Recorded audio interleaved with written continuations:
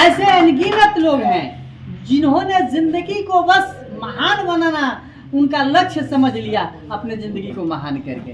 हमें भी चाहिए कि जिंदगी को लंबा नहीं, हम उसकी महानता पर गौर करें। वो कौन सा काम, वह कौन सा कर्म करके हम यहाँ से जाएंगे, हमारे बाद लोग प्यार से मेरा नाम एक बार लेंगे। जिंदगी ये होना चाहिए। जिंदगी तो बस 2 दिन की हो, 2 सेकंड की हो, लेकिन 2 सेकंड में अगर दुनिया हमको याद करती है तो वही जिंदगी है।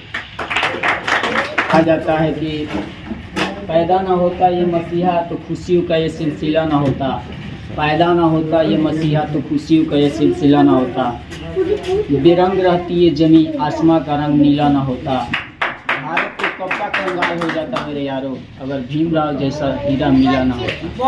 वाह। जब संविधान सभा की बैठक हुआ करती थी, होती थी, तो अगर ऐसी बात थी कि शूद्र है ये है, तो उसमें एक यही थे जो जिनको कहा जाता है कि लोअर कास्ट के, जो भी कहा जाता है, बाद बाकी सब तो फॉरवर्ड थे, लेकिन वहां भी उनको मंच दिया गया, कुर्सी दी गई और बराबर में बैठाया गया, तब जाके संविधान सभा का आयोजन किया गया।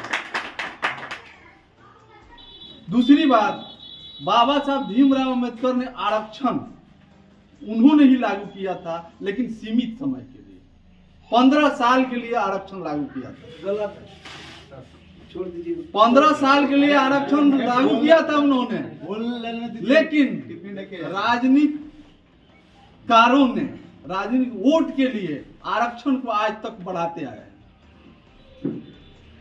इससे ज्यादा मैं कुछ नहीं कहूँगा। चलो, जख्मों को सीने की बात करते हैं, तू आ गए हो तो जीने की बात करते हैं। बाबा साहब को जब मैं पढ़ रहा था अभय जी, तो उन्होंने कहा कि विचार भी नश्वर है और उस नश्वर विचार को लोगों के सामने प्रतिपादित करने के लिए उनके आदर्शों को प्रस्तुत करना पड़ता है। तो और जो अभय जी रैलियां वगैरह निकल रही हैं,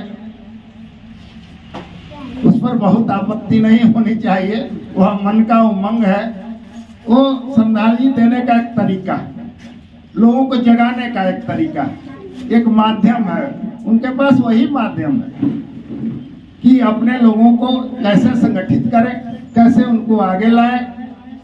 और बाबा साहब की जीवनी के पीछे जब हम अध्ययन करते हैं तो एक ही बात सामने आती है कि विद्या सर्वोपरि, इसके अलावा कोई चारा नहीं है।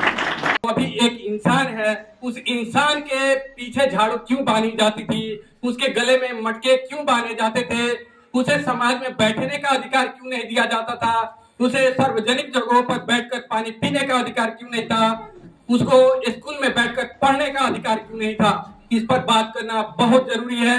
क्या वो सारे भेदभाव, वो सारे विषमताएं खत्म हो चुकी हैं?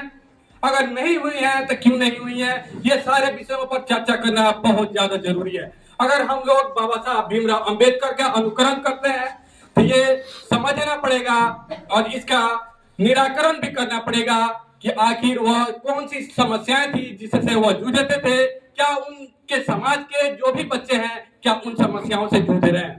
वह भी एक इंसान है, हमारे अंदर में एक मानवता होनी चाहिए और ये हम माने कि सारे इंसान ही हैं, फिर दूसरे इंसान के साथ भेदभाव क्यों किए जाते हैं। जैसे अगर अंबेडकर जी को देखा जाए कि अंबेडकर जी आखिर अंबेडकर जी बने कैसे, तो जैसे हम लोग देखते हैं कि एक लोहार कोई भी औजार बनाने के लिए उस लोहे को भट्ठी में पूरा तपाता है, तपाने के बाद उस पर चोट करता है, जितना वो चोट सहता है उतना ही वो औजार जो है धारदार और कामयाब बनता है। अंबेडकर साहब का सिंगल एजेंडा वही था कि आप जो है उस समाज के, उस परिवेश के विचारधारा को समझें और उसके विचारधारा के अनुरूप अपने आप को उतना सहनशील बनाएं कि आगे की जो आपकी मानवता है, जो ह्यूमन नेचर का है, उसमें कुछ बदलाव कर पाए।